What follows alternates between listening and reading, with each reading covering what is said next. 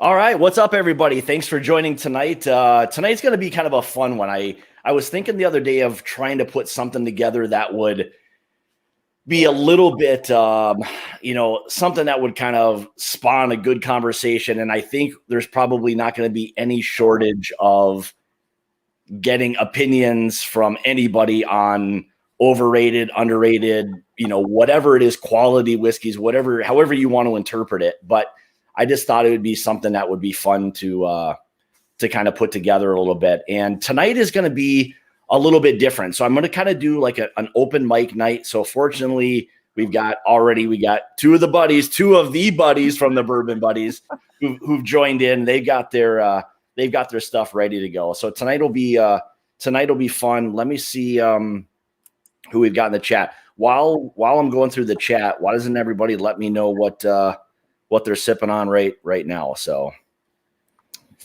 all right, and we've got Matt, ADHD Whiskey. How's it going, buddy?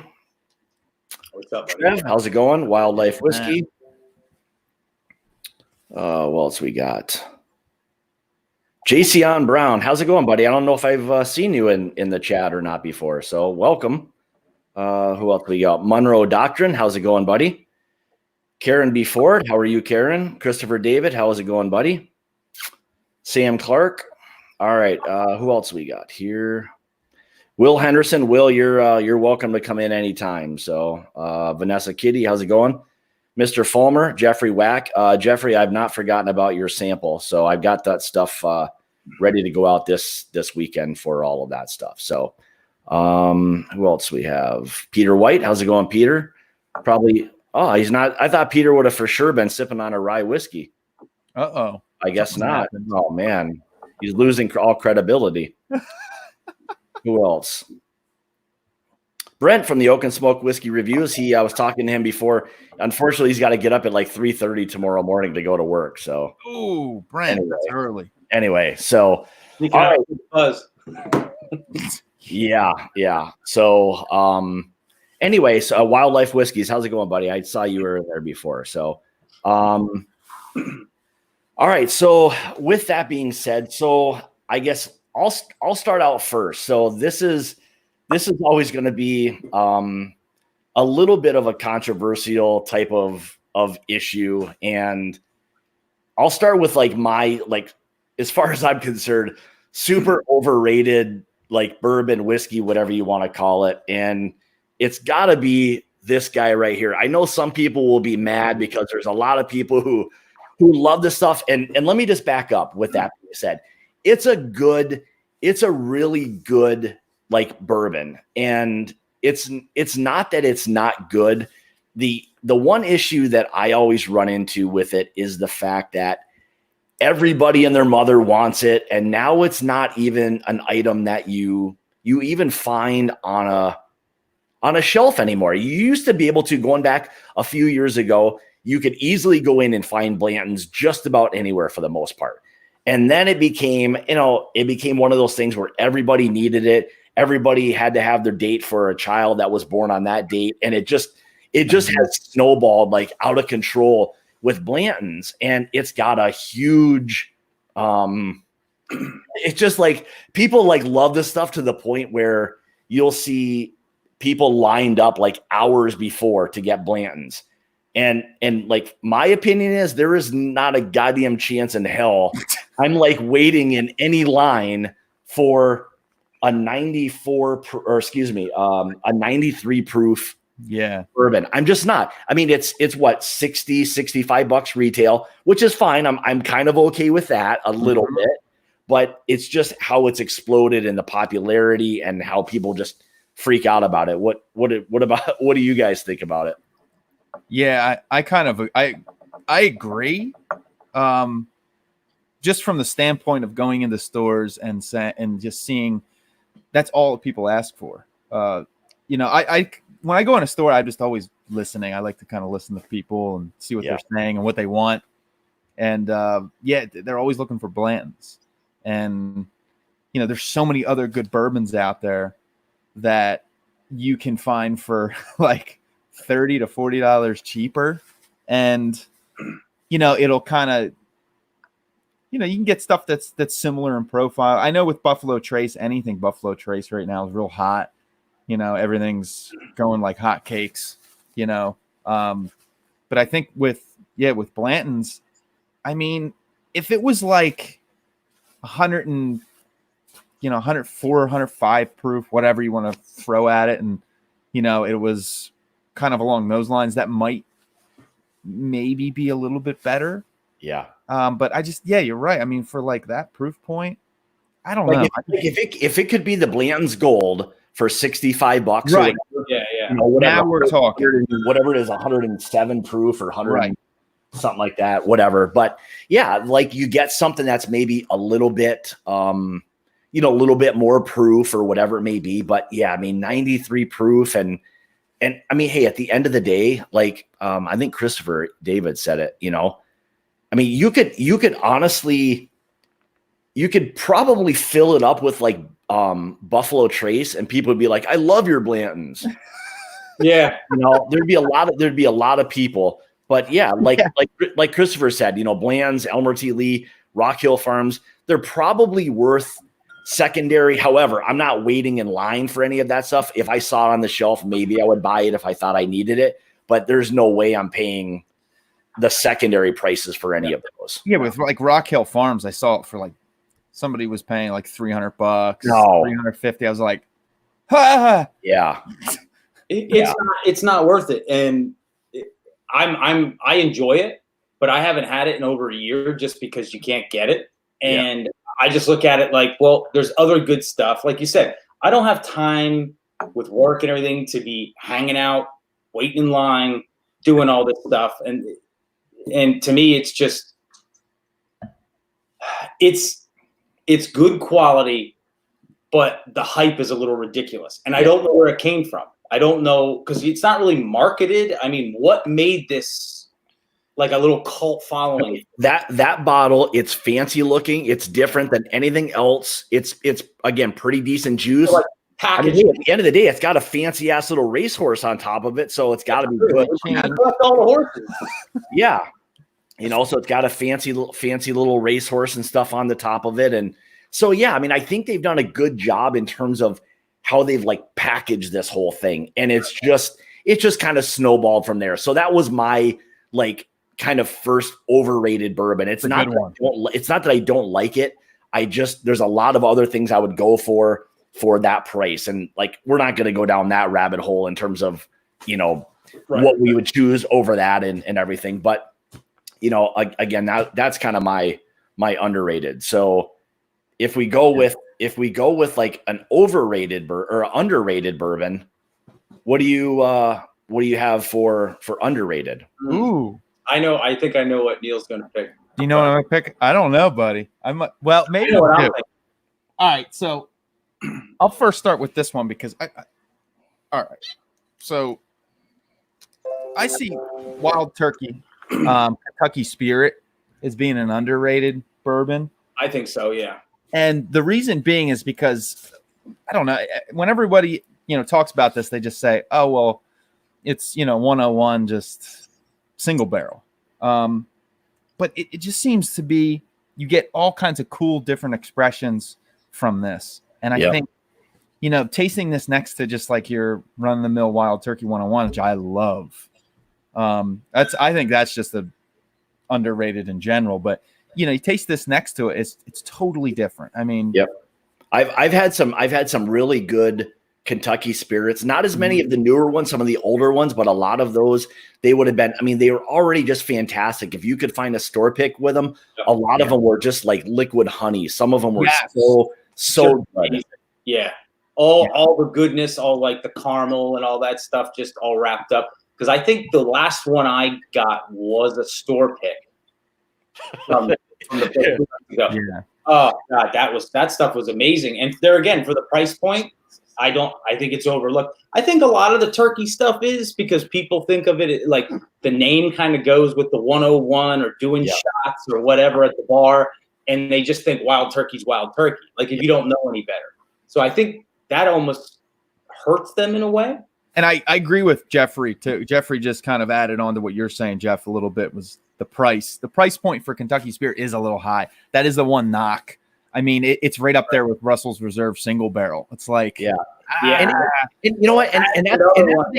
Oh. That's an interesting thing, because you would think in terms of the two, as far as what they have to offer, that the prices would be flip-flopped on those two. That maybe the rare breed would tend to be a little bit more, but it's not. That Kentucky Spirit is a little bit more. So yes, I've got to go back to what Matt from ADHD Whiskey. That's why I'm laughing. I bought Bland's because someone said you could collect the horrors. I need to learn to listen a little better. Exactly. You probably. Amen to that. Amen to that. That's a good one. Amen. But no, I would agree. I would agree with what Jeffrey says too. I'd probably rather have the rare breed. I mean, again, you're getting a little higher proof, you know, and I think that's probably a very common thing for a lot of us, that we all want a little bit more of that higher proof, little bang for your buck. So absolutely. I'm a huge fan of the rare breed. To me, that's probably, like, if I had a go-to whiskey, like the one I look for, or I get in the mood for, or whatever, it's rare breed. Like, I never get tired of it. Yeah. To me, it's they call it barrel proof. It's what, 116.8 or something like that. But to me, I mean, just as a sipper, it's not, you're not pounding it, you're sipping it. So to me, that speaks as like, that is what, like, that bottle represents bourbon to me. Yeah. You know, that like sums it up. Yeah. And it's a little weird, because for me, I find myself with Wild Turkey, and same thing with Russell's, that it's never as much of a go-to for me. I don't know why. Mm-hmm. It's just, I don't have much of it. I've got a bottle or two, but I never seem to reach for it. But then when I do, I'm like, oh geez, that's actually pretty damn good. Yeah, you know, Russell's single barrel that's awesome. Yeah. I love that. Even the 10-year is good too. 10 years solid, and the 10 year is a good price. I think is that high 30s. Yeah, like 30s. Yeah, I mean, hey, for a 10-year bourbon, I mean, for $40, that's a pretty damn good value right there. I think so. You know, it is, especially when you compare it to like Henry McKenna. You know, that price has kind of went up now. Yeah. You know, it's almost like, all right, you know, I'll just grab this and try it out and see what's going on. Because McKenna, there again, I love that stuff, but I haven't had it in over a year. Ever since it blew up, I just move on. You know, I'm not going to chase this stuff down. I'm not going to be. There's too many other good things to try. That's exactly it. It just got to the point where, you know, I think a lot of us probably fell into that trap of chasing after things a couple years ago or whatever, and then you start to realize that there's so many other great bourbons that are out there that you can walk into a store every single, you know, day and kind of get. So now here's one of like my underrated ones. And this, people may agree that it's underrated a little bit or not, but I still think this is. I agree with you. You know, and I say underrated only from the standpoint that it has garnered a lot more attention, like in the last, I would say, year and a half. There's no doubt about it. But I still think for $45, it offers, I mean, 120 proof, you know, single barrel, store picks. They're all going to be a little different and unique. And, you know, there's never like a big secondary value. People don't get too crazy about them. It's something that, generally speaking, you can find a lot of places. And it just kind of seems like, oh yeah, Knob Creek, single barrel, 120 proof. And then people just kind of pass on or go to the next thing. But, you know, yeah, like Trev says, I hope it stays underrated forever. I do too, because for $45 is what it is by us. I'll buy these things all day long. Until it wins that award, and then it's $65, $70, and you're like, damn it, I know. You know what? That's another thing. I think that when you get, and here's kind of something interesting, I'll touch on this because Jeff brought this up, but so just recently, I think batch 21 won like whiskey of the year, whiskey at the San Francisco World Spirits competition. And that's already, I think, $80 or $100. Yeah. Now, I haven't heard or seen a lot of people like rushing out to go buy an $80 or $100 bottle. You know, that's the difference, because McKenna, it used to be 30, 35 bucks, maybe 40, maybe. Right. And then people just went out and bought all of it. Like, I'll go out and buy a bunch of those. Yep. So I think price and value has a lot to do with it. Like, you didn't hear many people talk about, other than the fact that, hey, it won this big award, but now, like, well, it's not a super great value. It's already 80 or 100 bucks. So, I mean, what am I going to do with that? Oh, that's a really good point, because people, I think once you get over the $50 mark, you probably start to lose people. I would agree. So once you're already at 80, I mean, that they're looking at like, oh my God, I could get 3 bottles or whatever. And so that's a good point. So that price kind of keeps people at bay, and that kind of panic buy, or not panic buy, but like the mad dash to get it. And that actually kind of serves its price. But is it worth 80 bucks? Because we could probably find something that maybe for 40, 50 bucks that you think is good or better. So And that's one of those things that you can kind of bring that back to the point of, you know, is that overrated only because of the price factor? You know, 80 or 100 bucks, that's not just like, I'm going to run out and buy an 80 or $100 bottle, even though it's not like 80 or 100 bucks a couple years, even though that's still a fairly pricey bottle. Yeah. But it's not like you're just thinking, I'll just run out and spend 80 or 100 bucks on this bottle, you know? Right. Most people don't do that. So you're already kind of cutting out half the demand right there. Yep. Exactly. If there's anybody who wants to join in with us in our spirited conversation here, let me see if I can. You're more than welcome. Anybody else's I can.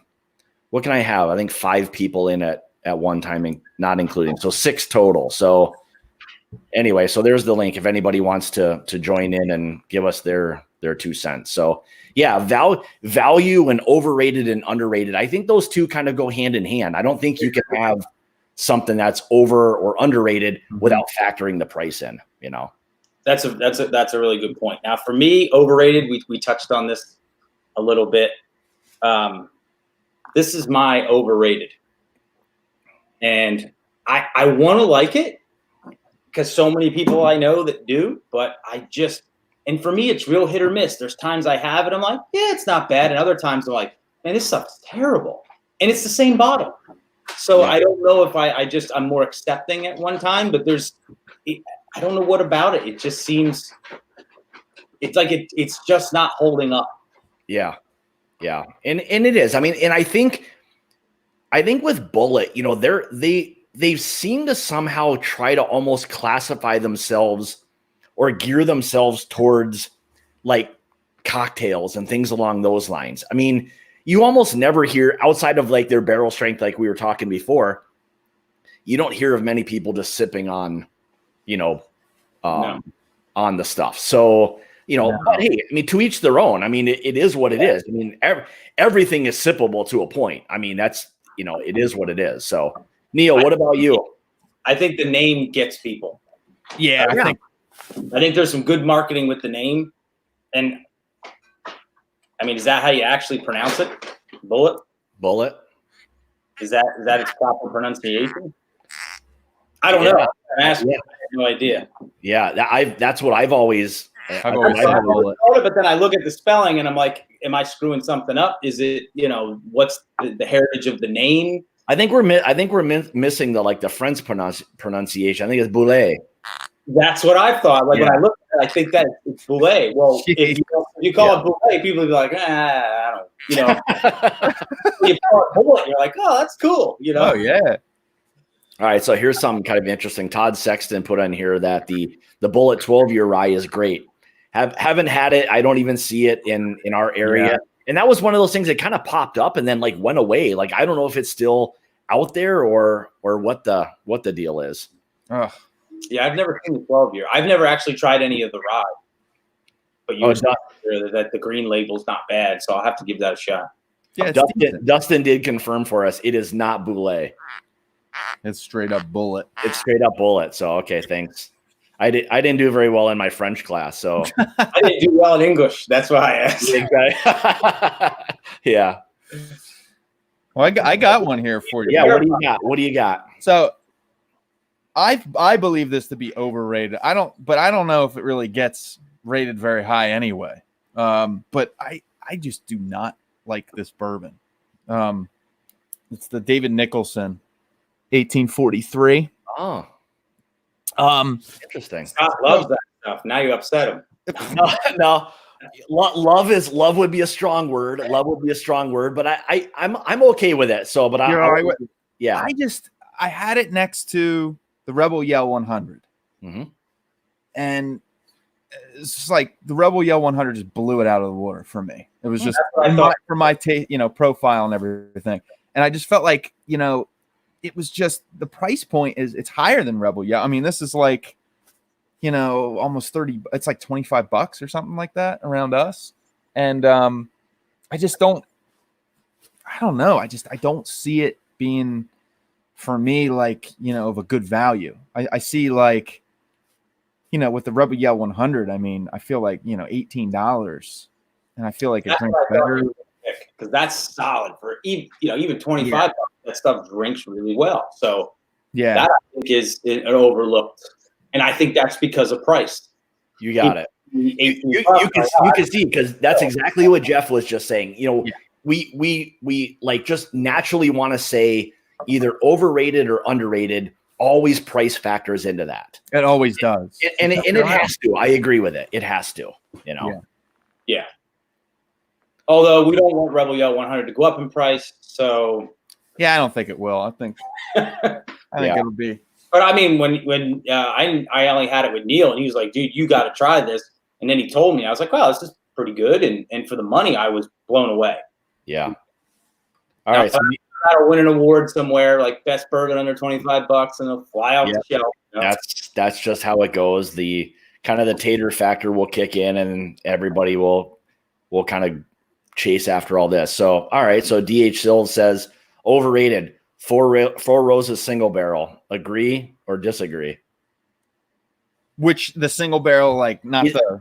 Yeah, I don't think he's saying that. I don't think he's saying the cast strength. So just like the OESQ, kind of like regular. Yeah, just like the whatever the standard, whatever it is, like OESB or something, or I don't know. Yeah, see, I'm partial to Four Roses. Me too. I do like the Four Roses single barrel. I do. Yeah. What is the price point? It's like 40 something, right? It does. It can get a little high up in the price. Yeah, for me, it's not too bad. I can get it for around $40. It can sometimes even be a little bit under $40. So, see, then to me, that's a really good value for 30 some bucks. I mean, I think that's a solid value for that. If you were pushing $50, and I know it's not that much more, but it's like you might start backing away. $38, pretty solid.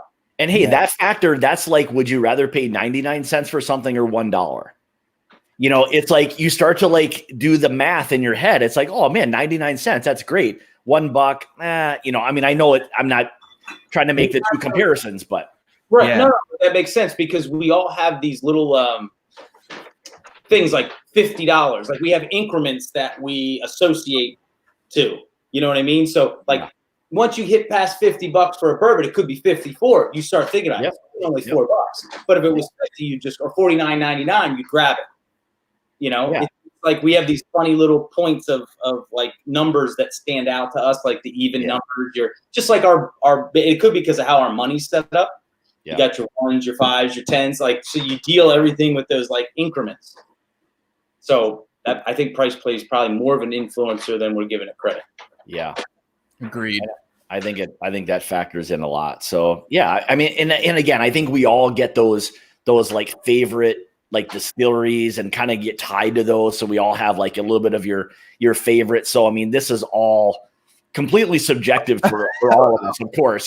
So I mean, no one's right or wrong. And I've had the argument with people before that.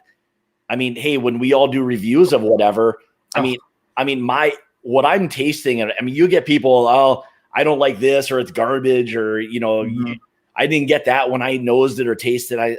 Okay, well that's great. I mean, there's kind of like an unknown disclaimer that goes along with all of these reviews we do. I mean, it is what it is. Objective, and that's sort of the beauty of it all. Is it's an art form, really. I mean, same thing when Neil and I were doing a lot of the wine stuff.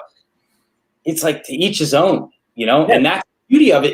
It's about the discovery and about the journey. You know what I mean? It's not about this is good. It's not binary. It's not like this is good, this is bad. Okay. It's like, nah, it doesn't work that way. And I think that's tough for people nowadays because they want answers now.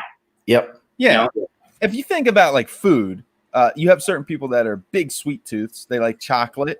They like, you know, really, really sweet vanilla, and others like Starbursts or Skittles. It's kind of like whatever kind of you're feeling, and especially at the moment and time of day, all that stuff factors in. So if you're taking like a Buffalo Trace up against, let's say, Heaven Hill, you know, let's say it's like earlier in the day. Let's say not too early, but you know, you might actually prefer Buffalo Trace because maybe it's a little sweeter and you like sweeter things earlier in the day or whatever it is. Yeah. Right. I don't know. You know, I mean, there really is no like good or bad. It's just whatever it is you like and whatever that tastes like to you. I mean, that's it is what it is. I mean, there's a lot of us who will argue with other people until you're blue in the face about it's good, it's bad, it's not. I mean, whatever it may be. I mean, hey, at the end of the day, I can't argue with you because I don't know what the hell you're even tasting. Maybe your taste buds are for shit. I mean, or maybe they're fantastic. I mean, that's the way it is. Everyone has a different, you know, palate for whatever it may be. And I think to Neil's point, and this comes from wine, people's palates change during the day. And I know for me, my palate changes through seasons. Like colder weather, I typically desire like heartier foods, heartier wines, you know, whiskeys. I'm pretty even keel about that. And then if we get into allergy season, that I have really bad allergies, and that'll affect how whiskey tastes. No doubt. You know, where I'll get like different notes will cut through where others won't. And I know Neil and I had done. My brother's really into cigars, and there were a couple cigars that Neil and I got that really paired well with whatever bourbons we were drinking, and then there was a period where I figured out that it was the allergies, that every cigar tasted like leather to me, like I was chewing on an old baseball glove. Didn't matter what I did, what I tried with it, it just all tasted that. Got different allergy medicine, and my taste came back. So like there's factors of so many things that play into what you like and what you don't. And I've heard, I think it was Peggy No Stevens, who is again another one of those like master tasters and all of that. She actually said, I think it was either in an article I heard it, one of the two, but she said the best time to like taste whiskey in general was before 10 a.m. I believe that. Just because like I don't know what it was, your palate's fresh or whatever it may be, and all of that the like receptors and everything that are there are going to be just like open and like ready to go. So yeah, because it can get fatigued, you know. Yeah. So if you're, you know, let's say you're just eating a lot of food, different herbs, different spices, drinking a lot of beverages that have different flavors, sugar levels are different, acidity levels, and all that stuff.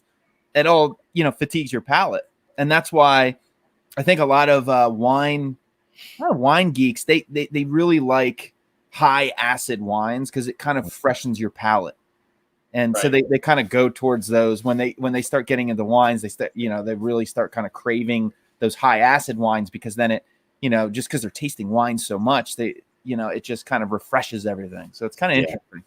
Well, I think it was Robert Parker that used to do all his stuff, all his tastings. It was one of the big wine guys that would do it. Yeah, Robert Parker's like number one. Yeah. Yeah, I think he would was one of those guys I read somewhere that he would always taste like around 9-10 o'clock. That's when because that's when his palate was, like you said, was like the most, I don't know what you call it, the most in tune, I guess. But there again, you brought up a good point about food. Think about how certain foods will linger. No doubt. Right? So that's going to affect how a whiskey tastes. Well, what did you eat before you had it? You know, at dinner or whatever. And I've heard too that we start to like the higher proof stuff because of the viscosity and everything. But that also plays a factor in the higher proof will burn out your taste buds quicker. Higher alcohol will. So that's a factor. So yeah, there are. I mean, that's the thing. I mean, you could just go down the list of there being so many factors, and it really kind of makes it kind of just, she made a good point about, I think trying to transition out of something where you haven't had anything like on your palate for quite a while, and then to maybe either have some water or something leading up in the morning, and then kind of start tasting things. Your palate's probably about as fresh as it possibly can be at that point. I mean, whether you had Indian food or something the night before, I mean, that can still play a factor, but I mean, trying to be like anything where there's like, your palate's as fresh as it possibly can be, And that might be before she even eats anything. I don't know. But so you're like a fasted tasting. Yeah. Dustin says, note to self, before 10 a.m. is when to drink bourbon on weekends. Of course, I rarely eat before 2 to 3 p.m. on weekends. It's going to be a rough one. Exactly. It is. Hey, this is all like, we're not telling you to go get all plastered. Okay. This is like, there's a warning in my video that says drink responsibly. So for any of you guys who are going to drink responsible, I can't help you with that. So we're more dealing with the science of things here. Exactly. We're like, we're a bunch of scientists, like scientifically trying to break this stuff down for all of you people. So ultimately, we're just giving you our blessing. If you want to drink before 10 a.m. anytime, I mean, if you really want to taste your whiskey, then have at it. It's for scientific purposes. Okay. Right. That's all it is. So anyway. All right. So, okay. These are always under control. Right? As long as you're exactly. Everything's proportioned correctly and everything. So I have a hard time not wanting to just continue to sip on the old Knob Creek single barrel. Oh, that's such a good one. It really is. Again, that's another one of those full-bodied, high-proof. Oh, man. It doesn't drink super hot. It's full of flavor. So I don't know. I just for me, that's what I love about whiskey. It's that, or bourbon especially, that just hitting exactly what you just said. That's what it's all about to me. Yep. Yeah. It's really kind of cool about whiskey is that it can be so complex, but at the same time, you can just sit back and put it like in, highball glass, whatever you want to put it in. Whatever. Right. And you can just kind of relax and just hang out. You know what I mean? And that's what's kind of cool. It has that complexity, but that ability just to kind of like chill out and just be simple. That is the best part. Hey, Jason, how's it going, buddy? Come on, buddy. How you doing, guys? What's up, Jason? Good. Thanks for jumping on. No problem. Thanks for sending out the link. So since you just jumped on, why don't you give us a quick overrated, underrated for everybody? What kind of falls into that category for you? What falls in overrated and underrated? Yeah, what would be an overrated whiskey and an underrated whiskey for you? Wow. I think overrated for me, I hate to keep shitting on it, but I feel like Blanton's is very Look at that. oh, you got that there, yeah. You know what? It's different because it depends on how you look at Blanton's. If you're just looking for something really easy to drink, something smooth and sweet, I mean, Blanton's isn't overrated. It's good. It hits that point. But for me, it's hard to see people's, the way they clamor for it. I think part of it has to do with the bottle design, and I get it, and the collectability. But if you're just going just purely on what's in the bottle, it's just not as good as everyone, I don't think it's that great. I think all of us kind of hit the nail on the head with the Blanton's thing. It's not that the whiskey is bad. It's all of what surrounds it that makes it like, I just don't want it because I don't want to deal with all the bullshit that surrounds it. You're not going to wait in line for 3 hours.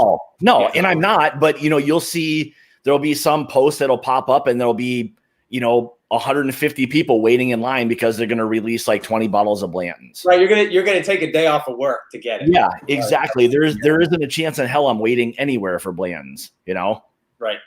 So yeah, as far as underrated, I would probably go.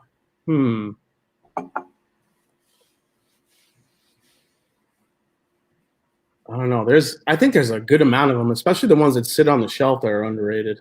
It's a tough one. Yeah. Yeah. I mean, I feel like here's one that I think is still a bit underrated that doesn't get a whole lot You just of. read my mind. oh, yeah. I was just looking at that bottle in my bar. You know? Yeah, that might be one. It's so good. And what is it? Maybe 20, maybe $25, maybe. I found it for $20 in Yeah. Delaware. I couldn't believe it. It was Yeah. there for $20.99. I was like, what?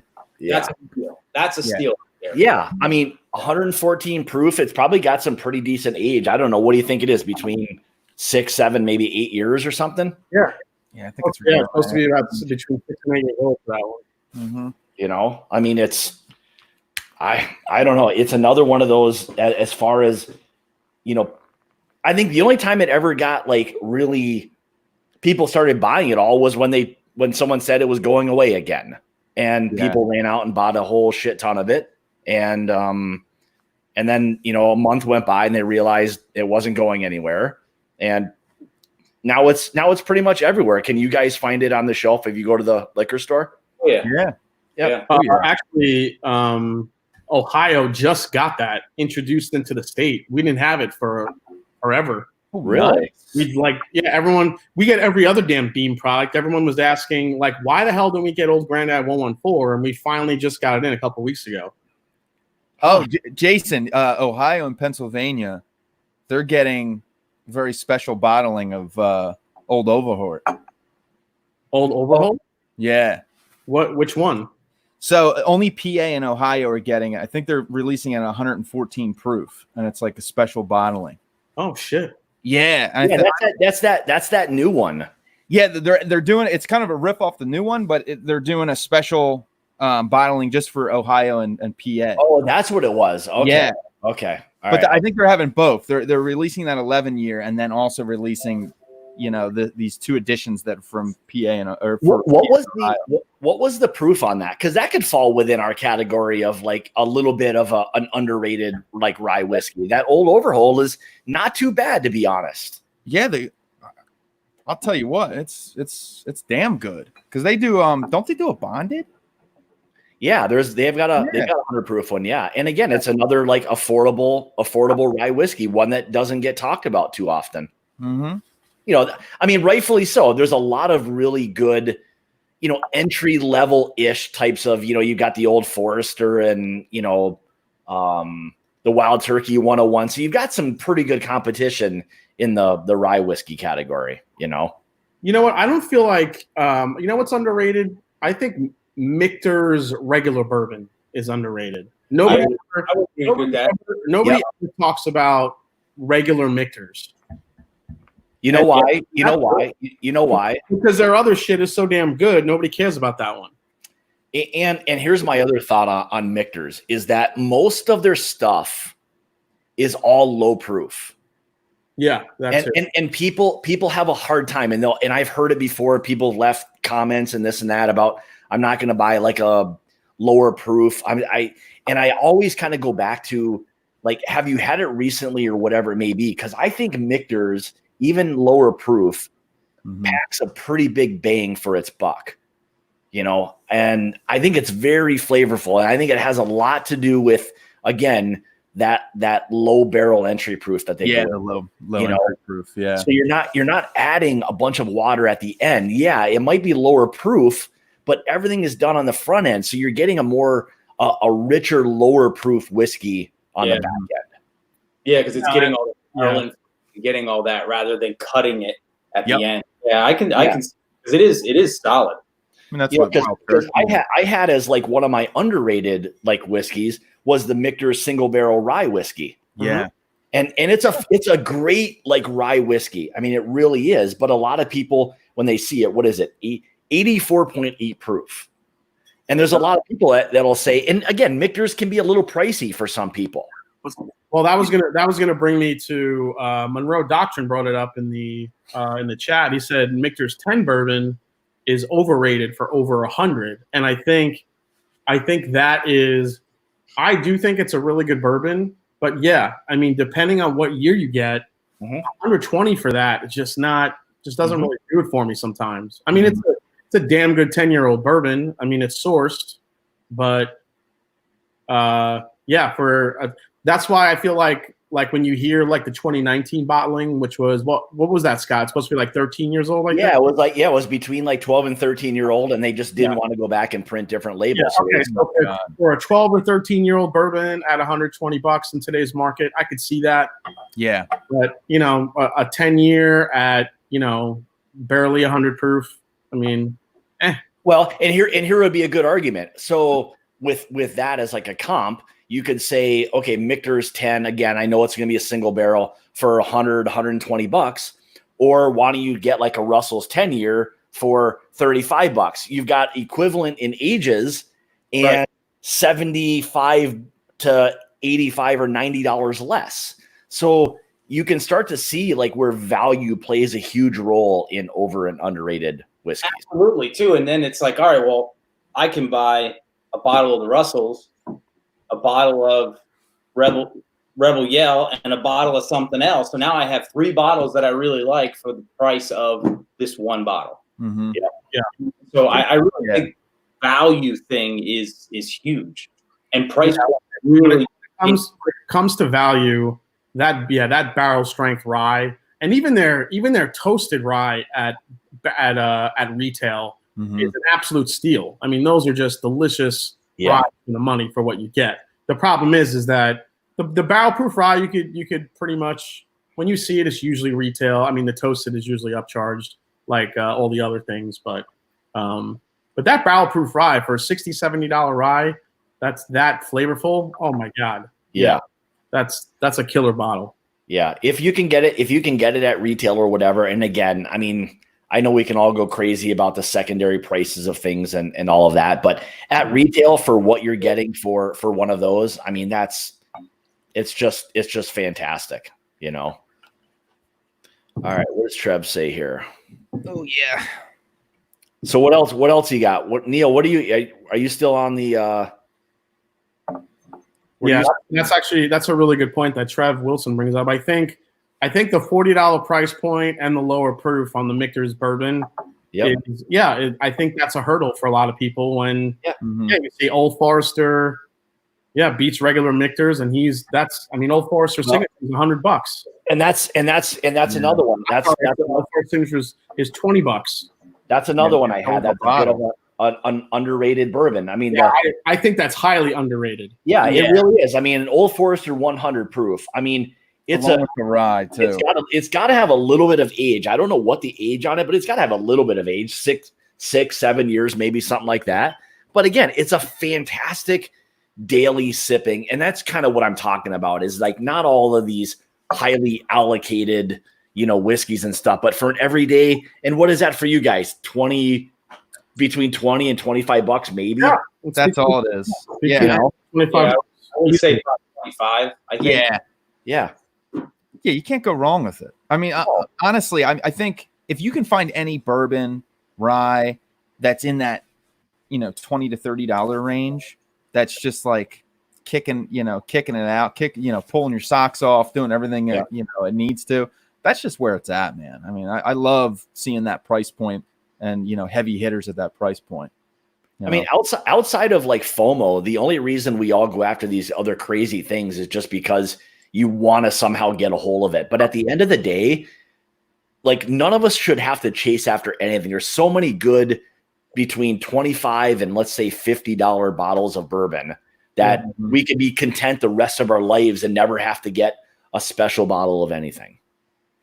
Another interesting one I think is, I don't know if this is really overrated or overpriced, and that's Angel's Envy. I think it's overpriced. Yeah, it's overpriced for I think. Yeah. But yeah. Here. Speaking of that, let me ask you because I know Jason, you've talked about it before. So Angel's Envy, and I know that can be kind of a little bit of a beginner's bourbon, but do you think it kind of falls into the trap of it being that this is just a starter bourbon, and then once you realize you like it, then just kind of move on to other things?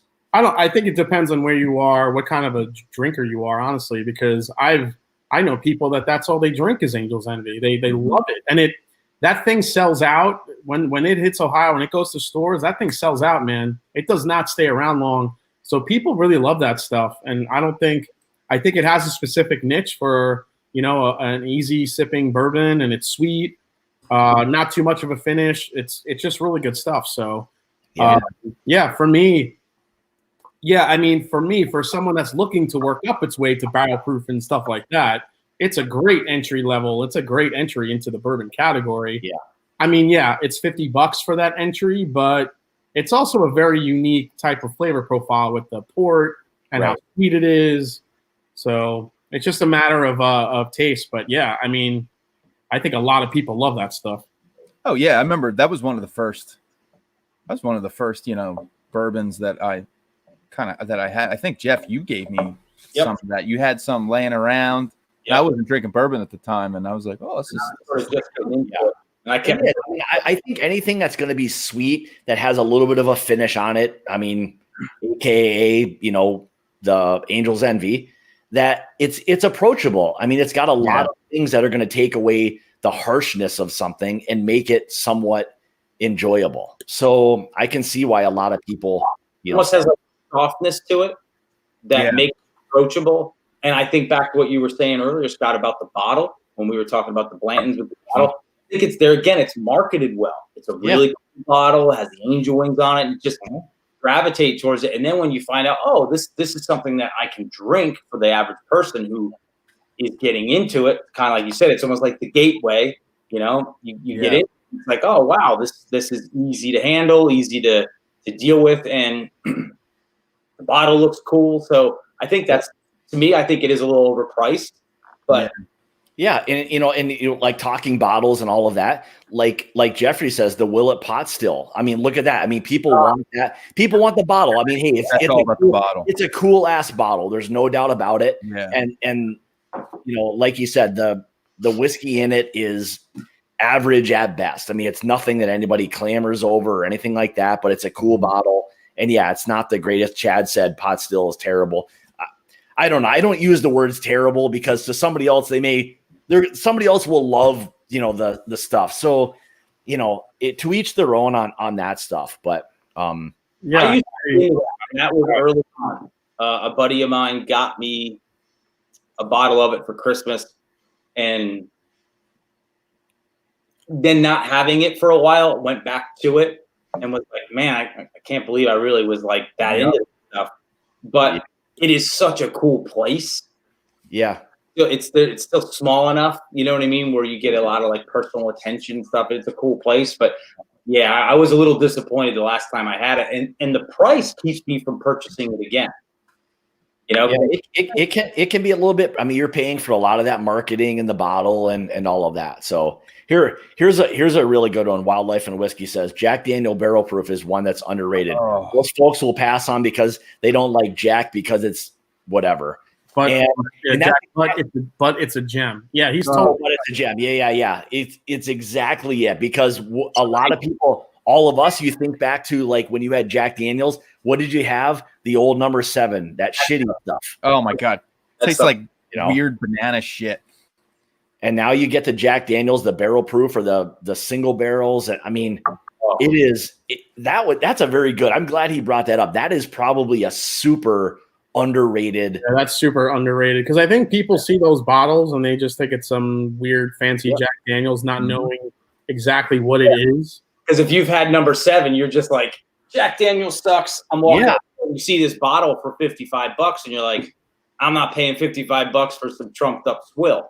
But that's the thing. People they associate Jack Daniels with that cheap shit. So they have no idea what they're missing. And part of me wants it to keep it that way so I can get all the barrels. Yeah, and it is. It's super. It's super underrated because when you can get like the barrel proof, single barrels or whatever for $65, that's a pretty hard like value to beat. In terms of underrated for like what you're getting, you could compare it. It's as good, if not better, than the Elijah Craig barrel proof. You're going to compare it to that. Yeah.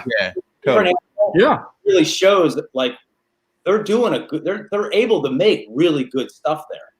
You know, I remember the first time this bottle here is the one that Neil got me. It's now the infinity bottle of mine, but because the bottle's sexy. But I was blown away with just how intense it was and all the different layers of flavor. And I'm like, man, they're actually doing really good stuff. Like it's like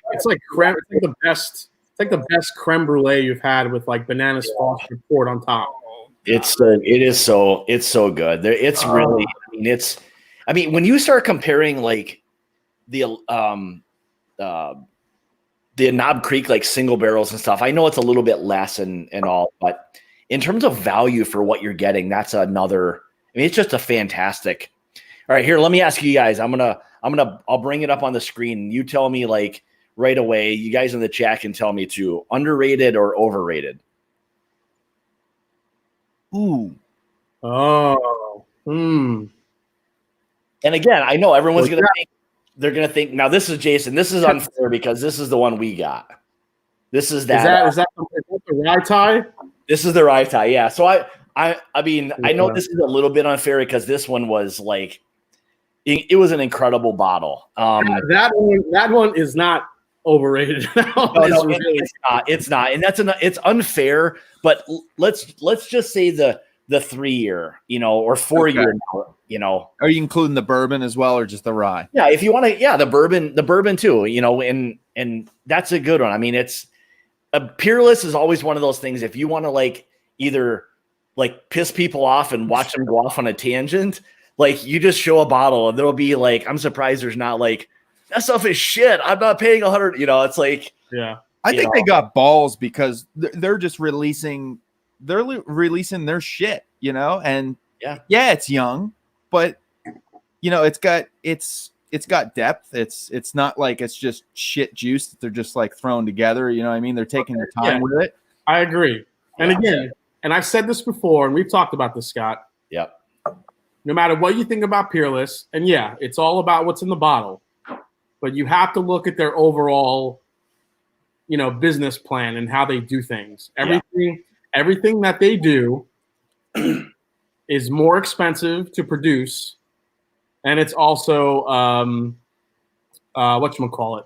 A lot of people, insiders that we've talked to, they don't know how they're getting that much flavor out of such young whiskey because of what they're doing. So there is something to be said for what they're doing. Yes, it's pricey. Yes, of course, but you got to remember what they did. They moved into a new distillery. They redid the entire thing to redo the entire experience. They're doing everything from grain to glass. They're not sourcing. They're doing low entry proof, which costs more because you got to get more barrels. They're doing sweet mash, which is more expensive. Yep.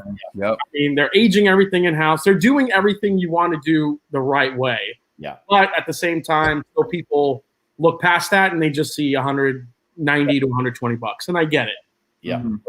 Yeah. And those are all valid points. And I think, when Jason and I, when we were there a year or so ago, we got to sit down with Caleb and talk to him about all that. And when you really start to see like their process and what they do and how they do everything and really truly understand like the sweet mash process, you understand like quickly how labor intensive it is and why it can become expensive. And I'm still in the camp with Peerless that I think with most people, if we gave them that, people would not guess that that's as young as it is. That's my opinion, that if you don't know what that is, people are going to be like, you know what? I think that's a pretty damn good like rye whiskey or a pretty solid bourbon.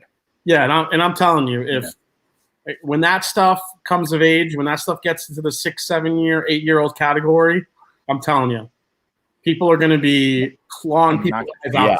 Shit. That's like New Riff, Wilderness Trail. They're doing stuff that's 4 years old, and it's fucking awesome. Yeah. Like it's like I don't know, if you do it right, it really does show on. The difference though is the New Riff to me has like a youthful, like bitter barrel note on the very end of a lot of their stuff. And I don't get that at all with Peerless. I do get it with New Riff, and some of their single barrels are incredible. By the way, New Riff just announced that they're releasing what is it called? Backwash? Something? Backwash. What, the peated bourbon? Yeah, the peated bourbon. Is it called backwash or backshit? Backsetter. Backsetter? Backsetter. Yeah. What did I say? Backwash. That's gonna go over backwash.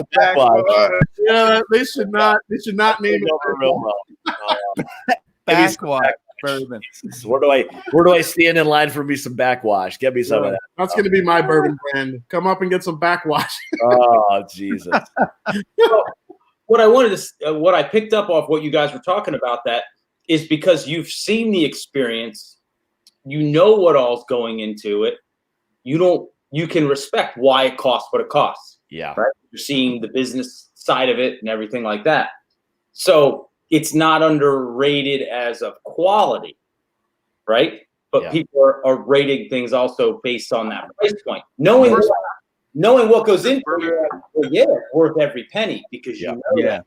But the average person walking down the aisle is going to walk by it because of that price point. There's no doubt. They're going to look at that and they're going to say a 3 or 4 year old rye for $100? No way. Yeah, I mean, if you hadn't tried it, if you didn't try it and you didn't know the process and just really what it tastes like, I completely get it. Like I mean, who would do that? I mean, you'd have to be crazy. But I think if you go there and you see what they're doing, it's fantastic. So Chad Huffman wrote, "Backwash is what my kid does when I give him a drink from my Gatorade." Exactly. I'm sorry, New Riff, if you're watching. My bad. And that's one of those things where, like, New Riff. Here's what I'd say about New Riff. I mean, I think New Riff like kind of hit it out of the park like early on. That's my opinion. And then it kind of seemed to like level out a little bit. Like things just started to become a little bit more just kind of like, average. Some of their single barrels, hit or miss. And again, I get it. You can be hit or miss anyway. But I don't know. It kind of seems like they've fallen a little flat for some reason. Like got a little too big too fast kind of thing. Couldn't keep up with quality. Maybe. I don't know if that's it. I don't know what their production is. I've never been there, so I don't know if something is being. Wait, this is New Riff you're talking about? Yeah. Yeah, I would agree. There's just the last few single barrels I've had from New Riff, they've just had a real funky thing going on in the aftertaste, and I pick it up right away. I could taste it. It's nail polishy to me, is what I get. Yeah, I don't like that. Yeah, I don't like the nail polish. It's almost like stale, like they used moldy wood, or it's just weird. Oh. It's always on the very, very back end that I get it. It's like you get all that, like that really delicious sour apple and all the really good stuff up front, and then all of a sudden it just goes really bitter. So, yeah. Well, Christopher David, he kind of hit a good one regarding Sagamore. They're another one that does some sourcing, and they do a fantastic job with some of their stuff too. Oh my God, yeah. I mean, price point from a craft distillery now is really looked at. I mean, you look at, look at what Woodinville's doing. Yeah, Sagamore's a great one. Redwood Empire. They're able to create delicious blends using. I mean, Smoke Wagon. I mean, look at that. I mean, they're freaking sourcing MGP, and they're able to keep their bottles about $50. Yep, $50. I mean, that's awesome when you can do that. Yeah, but you've got like that's a good example. Like some of their Smoke Wagon. I mean, they're blending between 4 and 8 year barrels of MGP. But again, that's the key right there, is that they've got some older juice in there, so it levels out some of those young tannins that are in there. So that's where it's a big thing. Like some of the old scouts now, they're basically pumping out some of the 5 year MGP, but it's still a little young. It's still like there's those tannins in it that just make it feel a little young.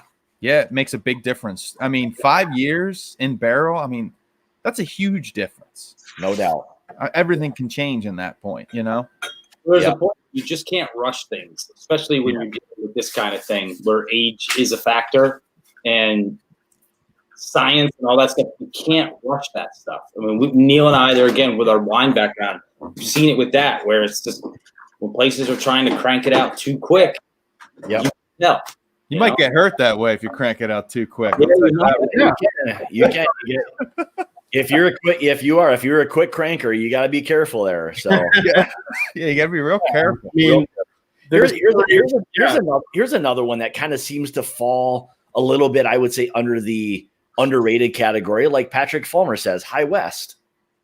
You know, I mean, I mean, how many people do you hear talk a lot about High West? I know they do some really cool finishings on some things, you know, and a lot of their stuff. I mean, outside of like maybe like their Boo Ryes and those things, those get a little bit pricey, but a lot of their average stuff is pretty affordable. So I don't know if I've seen their stuff, but it was always, maybe I'm mistaken, but was it like flavored stuff? No. Then I'm thinking of another brand. Do we have that around here? We do in Jersey. They place we go to, they have a bunch of their expressions. Yeah, they got a bunch. They got I know they have some Boo Rye over there. Yeah, I mean, I think yeah. Midwinters is great. Some of the Boo Ryes can be really good. That they're blending. But remember, with High West, you know what they're trying to do is if you do it right, if you mix some of their younger stuff that's their own distillate and mix some of the sourced old distillate, which will complement each other, then then you got something. It's just a matter of, you know, the blending part of it. But yeah, they do great stuff with the finishing. They do a great job with Midwinter's dram every year. Campfire is an interesting kind of a. That is. But it's more like campfire. Mm-hmm. It smells and it's like a smoky campfire in a glass, which is pretty cool. But yeah, even some of their stuff in the beginning was pretty expensive, but they were sourcing too purely from MGP. I am not a fan of their American Prairie bourbon. I think it's nasty. I think it's pretty young. I think they're blending a lot of young stuff for the most part. I think with that. Yeah, that stuff. I think where they excel is that double rye or the Rendezvous rye. Those are my favorite. Mm-hmm.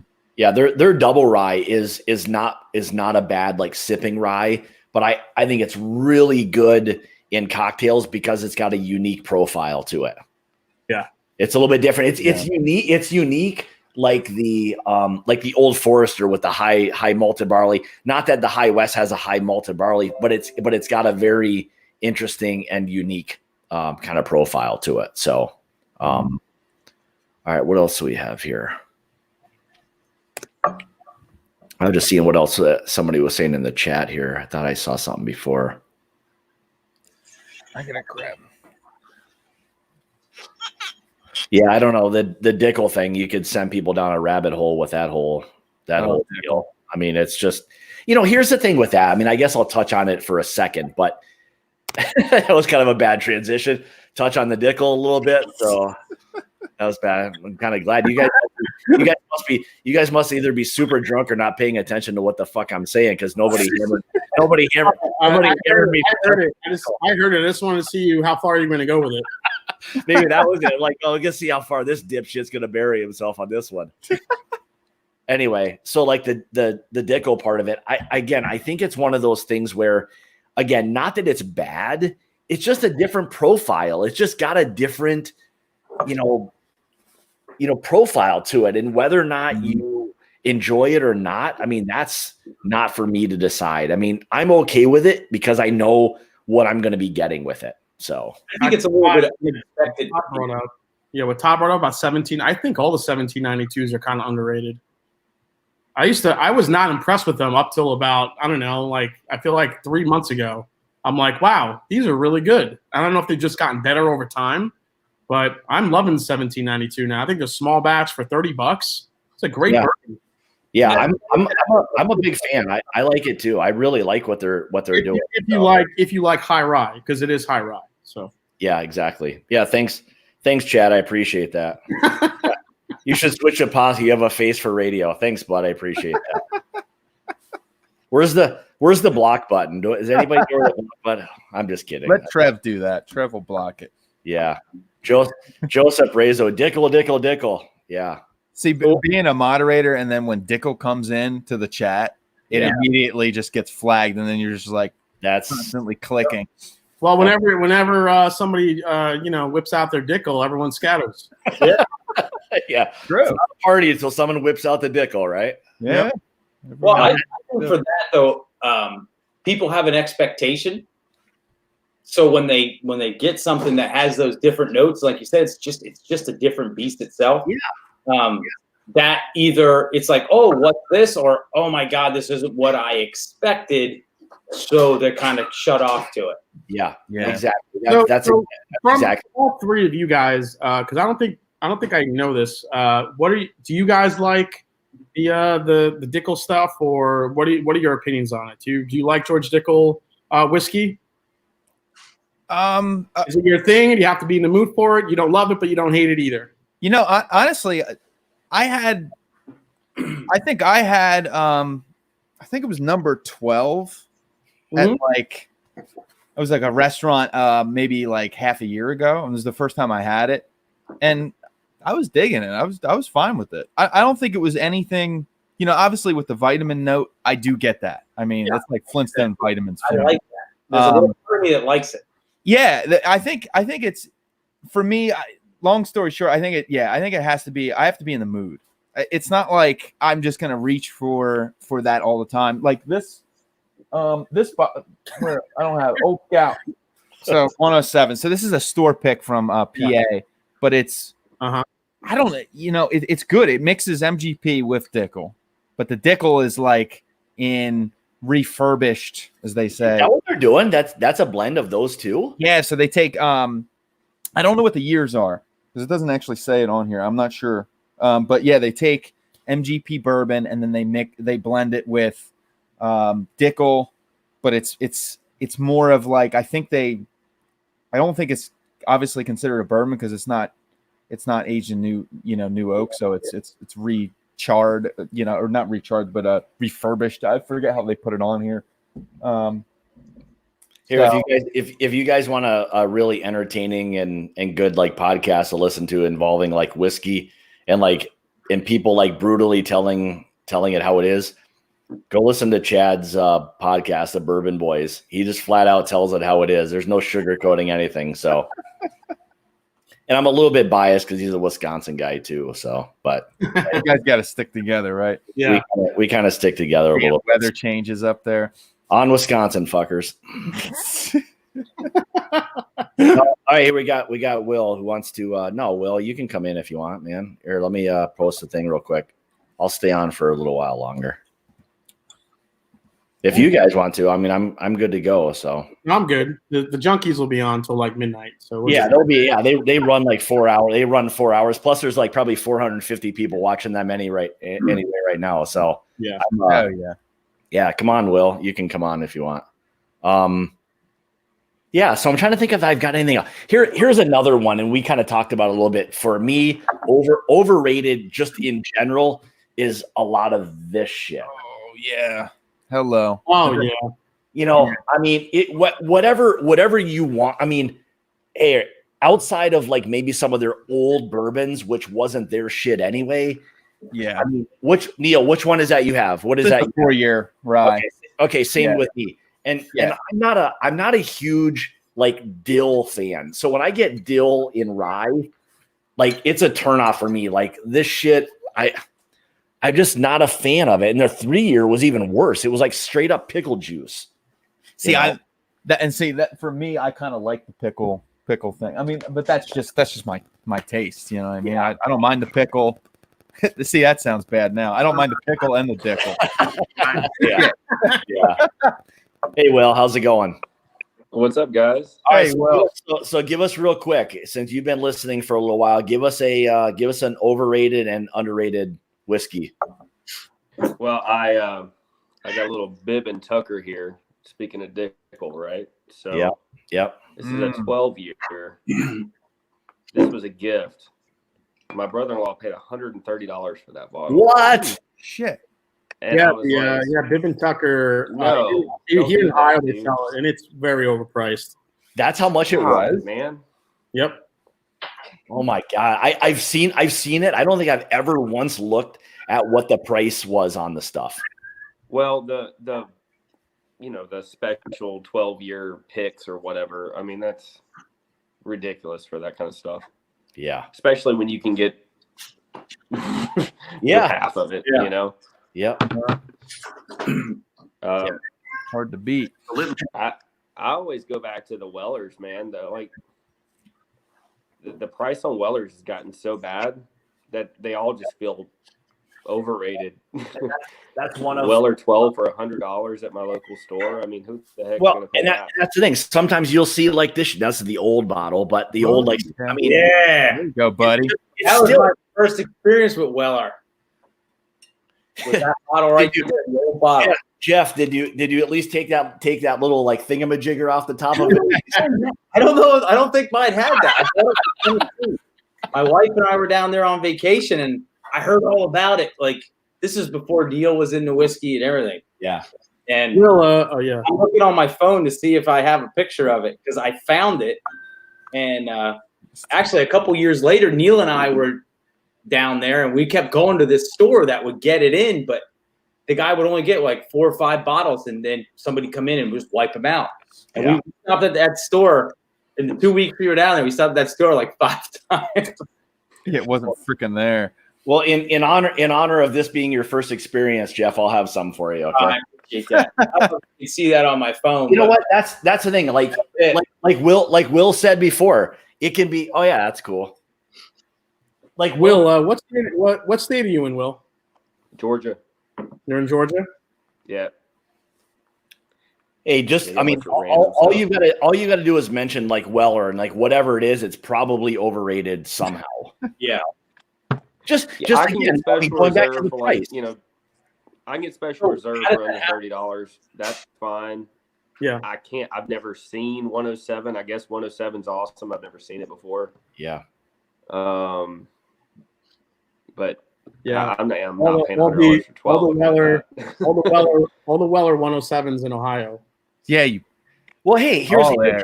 I mean, Weller 107 is good for like $40 or so, right? It's 55 now and went Well, up. it's 55. Okay, well, fuck it. I was like, all right, I would have been okay with paying $40. I'm not paying 55 for it, but It was like $30 for a while, and then they upped the price recently. Weller 12 though we don't see in Ohio. That's a lottery bottle, but yeah, I mean that. I actually filmed a video the other day. I did a bunch of 12-year bourbons like head to head, and when I'm like doing all of them next to each other, like, I mean, spoiler alert, Weller did not do well. yeah. Weller 12. Yeah. I mean, compared to the other ones, it had like that musty, weedy bourbon note to it, which was Weeder funk. yeah, the weeder funk. I mean, that's the problem is that every liquor store knows that everybody wants something that says Weller on a bottle, no matter what it is. It's like cranked up. Like I've seen like a 750 of Weller Reserve for $100. Like there's no fucking way I'm paying $100 for that. You know, if you want a shitty little weeded whiskey, just go buy some Makers. Yep. Exactly. I mean, honestly, there's no point in spending $100 for that. I mean, you got to be like smoking crack or something. Or no shit. It's not meant to be $100. It's not. It's not. I mean, How did all of that happen? You know, how is it that people? Because you know, if it wasn't selling for $100, they wouldn't sell it for $100. So there are. I think How did that? what happened was people found out that Pappy is picked out of the Weller line, right? Right. So Yeah. Yeah, all it of a was sudden one people guy. Pappy, so they decided that Weller 12 was worth whatever. Like Yeah, it's- I forgot who it was. There was a guy. I forgot his name. He wrote an article that said Weller is the closest thing to Pappy that you'll ever find because it's the same stuff. And then that was it.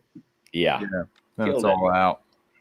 Yeah. Well, I heard the same thing. That's actually why I bought the bottle. They were like, "Oh, this is like almost it's Pappy that didn't make it." Yeah. Yeah. You know, I was new into it and I didn't know, and I was like, "Oh, this is pretty good." Yeah. Oh, actually, Neil got that bottle of the Special Reserve not long ago, and we did a review on it. It was not what I remembered at all. So Never is. It's just at the end of the day, it's just an average weeded bourbon. I mean, that's really what it is. I think again, like Weller is one of those perfect things that like for anybody who kind of knows what it is, like I will always put it in a blind, and almost nobody will ever rave about it. Right. And then I'll pop it and say, oh, that was Weller, special reserve. And then people will be like, well, where did you get that at? I'm like, what fucking difference does it make? We didn't even like it that much, Yeah, slip it to him and say, hey, this is Pappy that didn't quite make the cut. Yeah. I mean, it's kind of like, it's like Pappy who had like sex with his cousin or something, and it wasn't really very good, and that's what it turned out to be. So I was expecting a little bit more out of this bottle. Oh, I haven't seen that by us yet. How is it? I've heard mixed things. I've heard people love the stuff, and I've heard some people like you who are like kind of okay with it. Jason, you did a review of it, didn't you? Which one? The Larceny Barrel Proof. Yeah. It's I think there's better batches to come. I hope so. I thought it was good. I didn't think it was anything. It just tasted like Cracker Jacks in a bottle to me. It was very caramel, very very Heaven Hill profile. It did not have a weeder profile to me at all. It didn't. I didn't really get that fruit character that you get on a good weeded bourbon. It was all very Heaven Hill to me. Yeah, a lot of hype, but it's a little one note. Yeah, it's very straightforward, very one note. It drinks a little hot. I think it's better with a couple drops of water in it. But I think it's good. I mean, I think for those that can't find a good weeded bourbon that's cask strength, that's affordable, it's definitely a good alternative. Mm-hmm. But I'm waiting for better batches. I think we had a good starter, but I hope they get better. Yeah. Don't pay more than $50 for it. Yeah, that's kind of what I've heard, like kind of stick around there. So yeah, just responding to Karen before. So yeah, I did a review of it a while ago. They sent me both their bourbon and like the Riverset rye, and I liked it. It was it's all source Dickel stuff, which was fine, and I knew that going into it, so I was perfectly fine with it and didn't mind it at all. I thought it was the one thing with that the Riverset rye and the other one Blue Note bourbon or whatever it was. Again, it's source Dickel. It's not bad. It is what it is, but for a lower price point.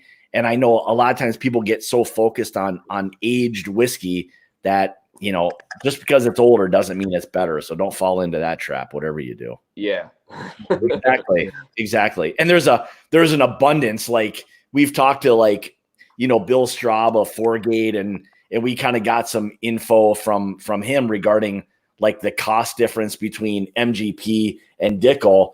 And I can see why people source Dickel. You can buy a shit ton of it for a fraction of the cost. Aged stuff. Mm-hmm. So that's why a lot of that happens. But I don't hate on the Dickel stuff. I mean, I think what people do is they taste it for the first time, and yes, it does have a very vitamin note to it. But every George Dickel bottle that I've had, when it opens up, that vitamin note turns to a little bit more of a peanut note. Yeah. I think if you just wait for that to happen a little bit, it definitely does taste. I had an Old Scout 107 pick that was Dickel, and I swear to God, it was like drinking peanut butter. Yeah, I don't mind it at all. I could be all over that. I love peanut butter, lather in that. Yeah, I mean it was an Old Scout 107 pick, like the one you had. All right, easy meal.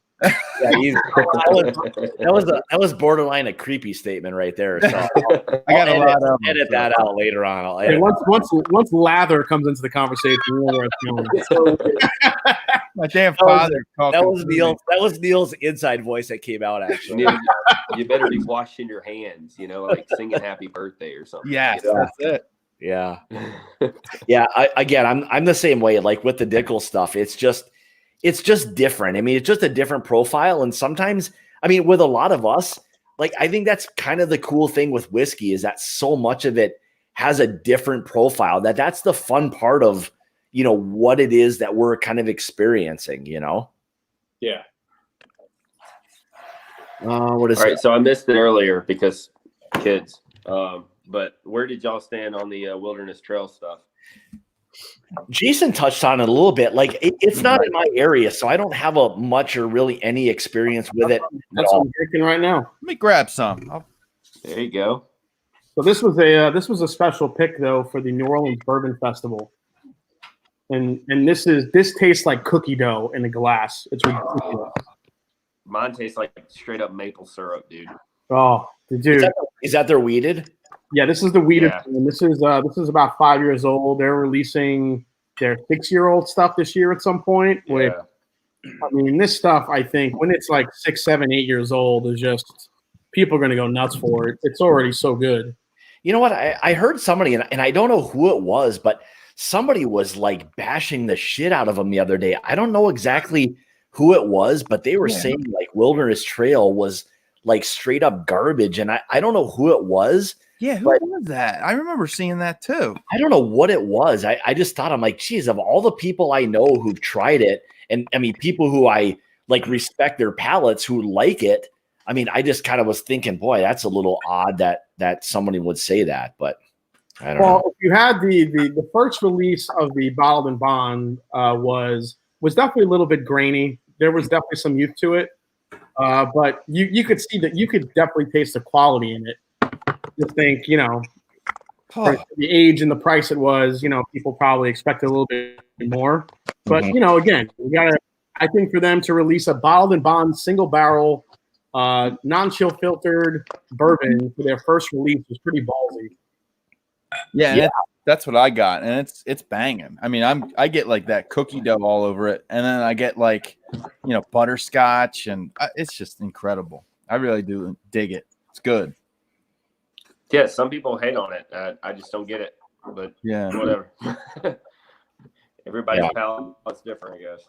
Well, I'm telling you, Wilderness Trail, just like all these distillers we're talking about, Wilderness Trail and Peerless, I think in particular, when their stuff hits about 8, 9 years old, I think everyone's going to be going bananas for it. Man, there was Peerless, one. I think everybody's beef with Peerless is it's so damn expensive. Yeah, that's the biggest thing. I mean, I think if their price was a lot less, people wouldn't, I don't think, like beat the shit out of it as much as they do. And I get it. I understand the price factor, but to me, it's a really good rye whiskey. I mean, and it's probably a little bit biased because I understand a lot of like what like goes into the production of what it is they're doing and how they're doing everything. But the thing is, like, if you just go to the store and you see it sitting on the shelf and you see 3-year rye whiskey for $100, people are going to say, no fucking way I'm paying that for that, because they're going to associate age and price and all of that. And that's a big factor right there. So Trev says, how does the Wilderness Trail price? Like, how are they like price? They're $50. Yep. It's right there. Yeah, 45 to $50. Yeah, 45 to 50, which is, which is not pretty much the median price now. I mean, hey, 45 or $50 has become, I mean, honestly, kind of like the new $35. And this is like one of those things where you wonder why Peerless stuff was so expensive, because they're pretty much doing the same process as Peerless. They're doing a sweet mash, low entry proof. They're doing the same process, but it's less than half the price. Well, they have a $60 bottle though. That's why. What's that? They have a $60 bottle. That's true. That's why. It is pretty fancy. Even though the other day I got a bottle, and I know you guys probably aren't gonna have any idea what this was, but somebody sent me a bottle. It's from a company by the name of Frey Ranch, and they're out of Nevada. They actually here. I'm gonna grab it real quick. It's probably heavier than the Peerless bottle, and their cork is solid brass. Oh wow! Nice. Look at that. It's badass. It's really cool, and they're totally. This is it's a 90 proof non-chill filtered bourbon, 5 years old, and I would say that this would be in line with like what Wilderness Trail is doing. Like, they're super passionate about everything. Maybe not as geeky as those guys. I mean, that's pretty tough to be that. But I mean, in terms of what they're doing, the bottle is like, I mean, it's so heavy. It's probably the heaviest bottle I've ever picked up before. But I don't know. It's pretty cool. And for 5 years, it's all gray in the glass. But I was surprised. I'm like, shit, that's really That's really good. So it's kind of cool to see some of these like smaller distilleries that nobody knows anything about doing some really cool things, you know? Yeah. But I think a lot of it has to do with, like, if it's garbage in, it's going to be garbage out. If they start with good quality stuff and they're passionate about what they're doing, you can see that's really starting to translate into some pretty good quality bourbon. So Yeah, the that is the cork in that bottle, was that forged on the volcano of Mordor? yeah. I'm not sure if it is. I'll take your word on that because I'm not exactly sure what that is. You have to be a hobbit in order to say that sounds like somebody who enjoys like dragons and wizards and shit like that. But it's a heavy cork, and it's got their FR. I don't know. It's a fan. I mean, MSRP on it is $50. Holy shit! It's a 5-year 4-grain bourbon, 5 years old. Wow, Frey Ranch. And so is that traditional 4-grain rye, wheat, barley, corn? Yep. Okay. Yep. So it's pretty solid. I would say, I mean, again, it's one of those things where I think a lot of these small companies, if they don't get any distribution, and I think it's starting to loosen up a little bit where they're able to get like hooked up with these distributors that can start to ship and everything. So that'll help a lot of these companies out, you know. All right, I got another one for you, and I think we all know what Jason thinks of this one. So, haven't had it yet. Haven't had it. Oh man,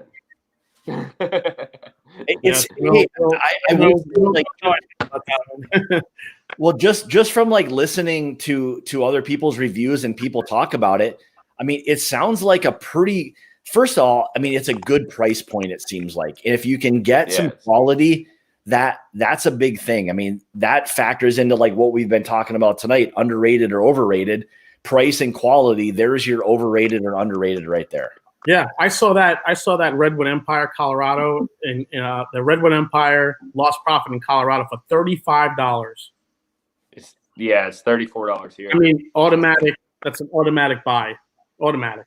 Not even a thought. Their emerald green giant, whatever the fuck you call it, their rye. Yeah, the rye. Yeah. It's okay. I mean, it's a good blended rye. It doesn't really taste like a rye to me. It's got some rye flavors, but I just don't think it's. I mean, yeah, for the price point, it's good. And their what is the Pipe Dream Bourbon? Yeah, that one is definitely, you could taste some youth on that one. But still, you know, a solid blend. But that Lost Profit one, that's their money maker right there. That's the only one I've tried. Are they out of you talk to Dan, and it's like, you know, the best thing ever. So I just wanted to see what everybody else thought. Yeah, Dan really likes the rye. I mean, I think he's right because I paid $40 for mine, but I think he could get it for about $30. At $30, it's a very good rye. At $40. It's not really, like, for me, it's not worth $40. But what do you think now that you've had the Elijah Craig rye?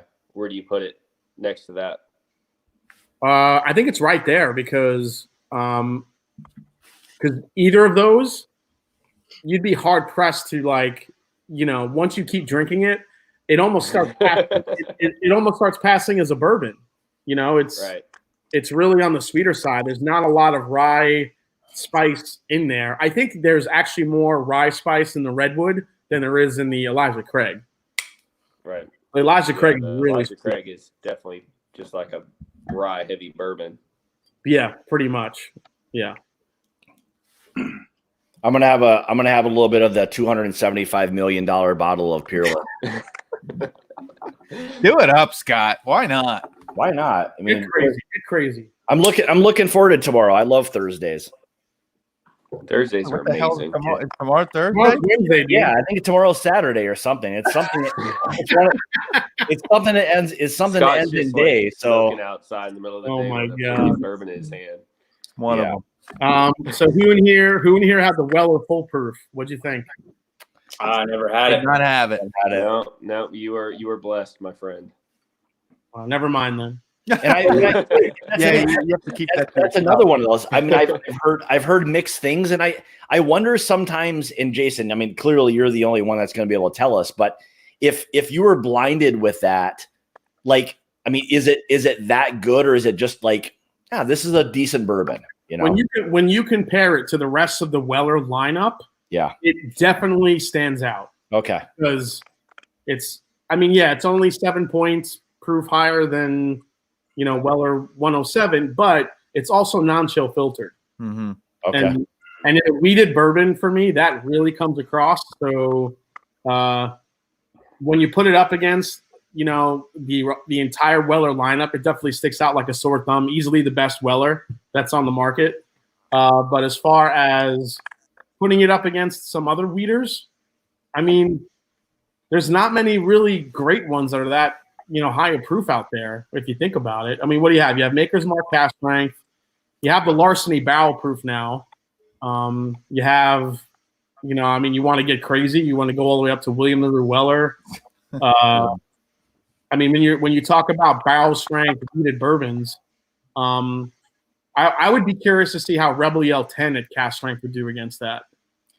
I do like me that. Yeah, and that's kind of interesting. Is that the only one that they're non-chill filtering? Yeah, right now, yeah.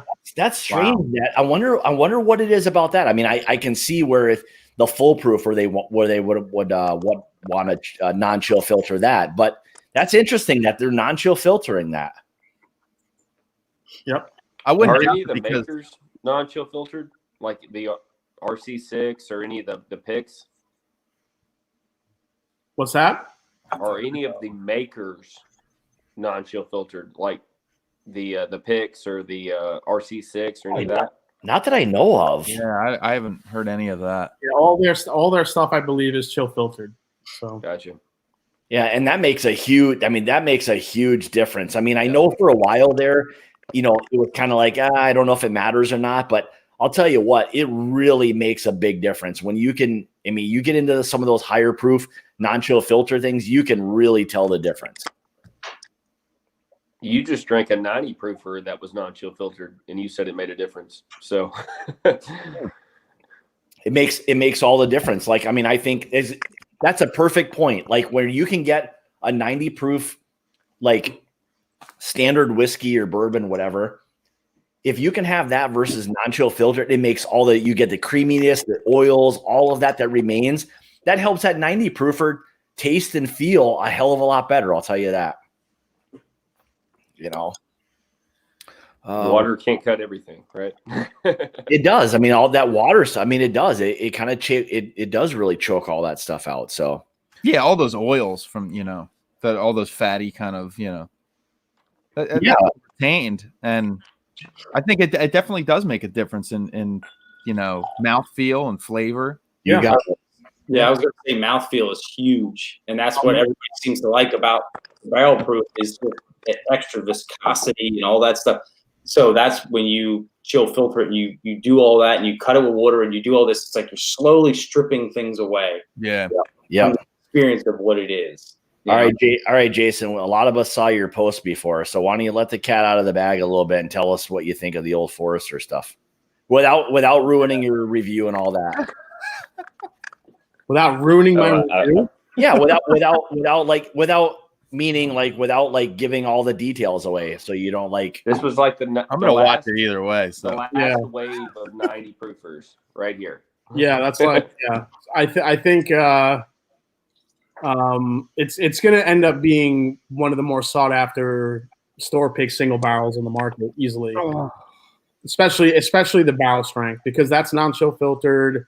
It's almost like I was equating it to like if you can't get a birthday bourbon, like you could just get that barrel strength. It might not be aged as old, but some of the flavors in there were pretty close. I mean, it's really, really good stuff. So, do you think it's going to be relatively easy to get?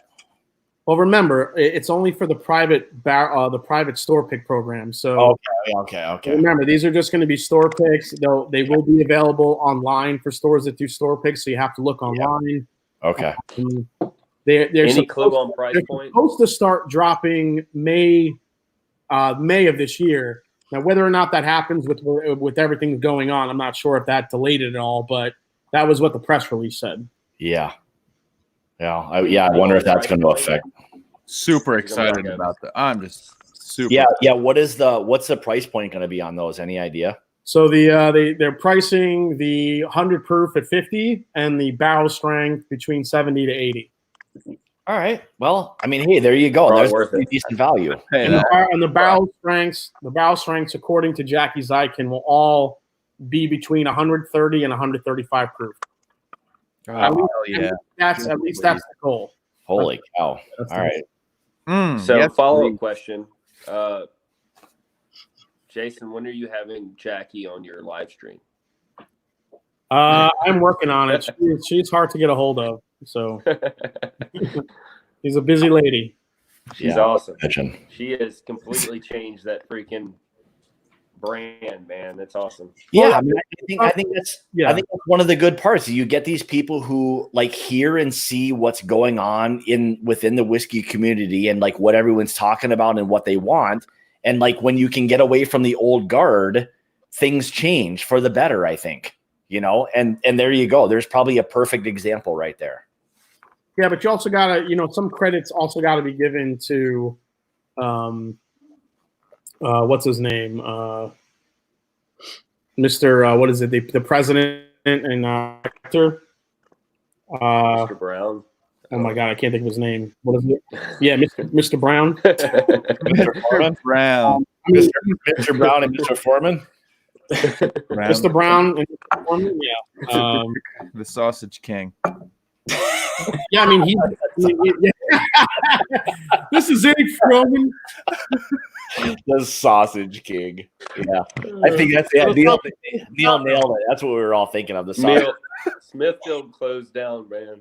They had some COVID, dude. They're down. Oh, Yeah, they were, I mean, Jackie and him, they talk about, what's going on with Campbell Brown. Okay. Campbell, yeah. So they talk about this stuff. She brings the ideas to him and he says, let's go for it. So I think both of them collectively really have their ear to the ground and they know what the consumers want and they're making it happen.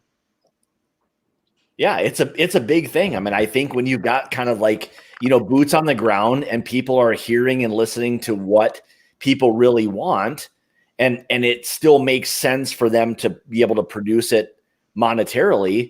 Like, I mean, people will buy that stuff probably all day for $75 or $80. Yeah. And I mean, and probably by the time they get to every store, I mean, let's be real, they're probably all going to be 100 or 100 and some bucks, maybe. Mm-hmm.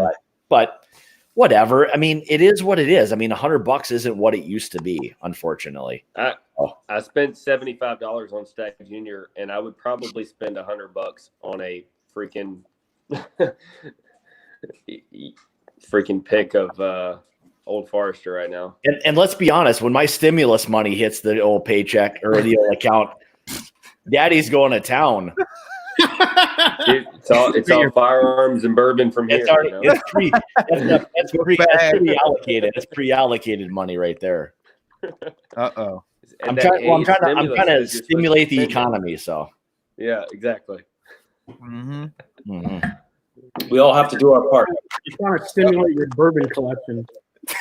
Yeah, It looks like you don't have a lot back there, Scott. Yeah, Jason. I don't know why everything is so dark. Either I'm like drunk or it's really dark. I can't tell. You just look a little red. That's reddish, dark, maroonish. I don't know what it. Well, my wife smacked the shit out of me before I went on this thing, so that could be why I'm still a little bit red. She put you in line. Yeah, she said, "Do the dishes." I said, "No."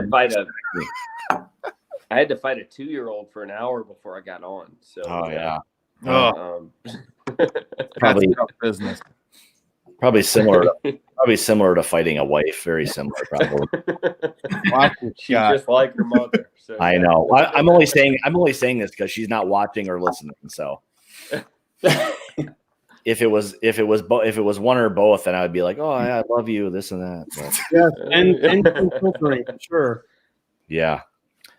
All right. Well, we've been on for almost an hour and 40 minutes. So, thanks guys for jumping on and kind of going through all this stuff. It was fun. I mean, I figured this would be one of those conversations that I think, we've all been down this road before, like, you know, the Mhm. monetary part of it and what's a good value, underrated, overrated, all that good stuff. So before we leave, do you guys want to, Neil, Jeff, do you guys want to tell everybody where they can find you at a little bit? Sure. We're go ahead, Jeff. All right. Well, we're on YouTube right now. We don't do anything else. You can look us up at the Bourbon Buddies. We try to have fun with it, man. That's an Instagram account. God damn it. I know we got to get with the 20 whatever the hell century it is. Yeah. I'm not much of a tech guy, really. But we probably should. That's something we'll talk about for sure.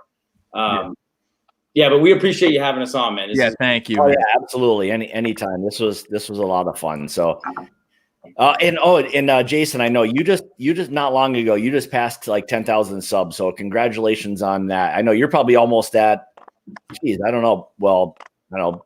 10,500 now. What do you probably picked? I hit 10,700 today. So all right, cool. All right. Congratulations. Congrats, man. I'm getting your country ham for you, Jason. I'm sure in the next probably like 15 seconds you'll be at 11,000 in any time. So we're good. All right, we'll But hey, I mean, in all reality, just what Neil needs, a little bookers right now. Yeah. The only man that's ever declined right there.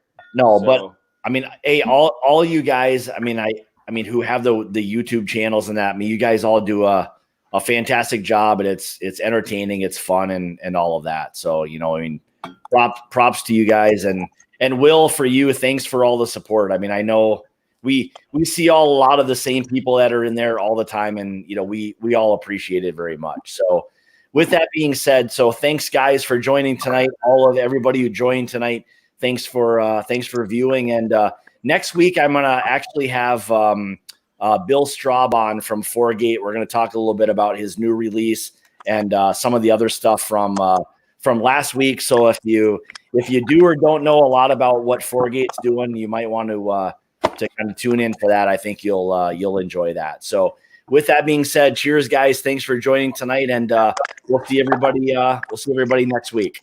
All right, buddy. Cheers, guys. Cheers, guys.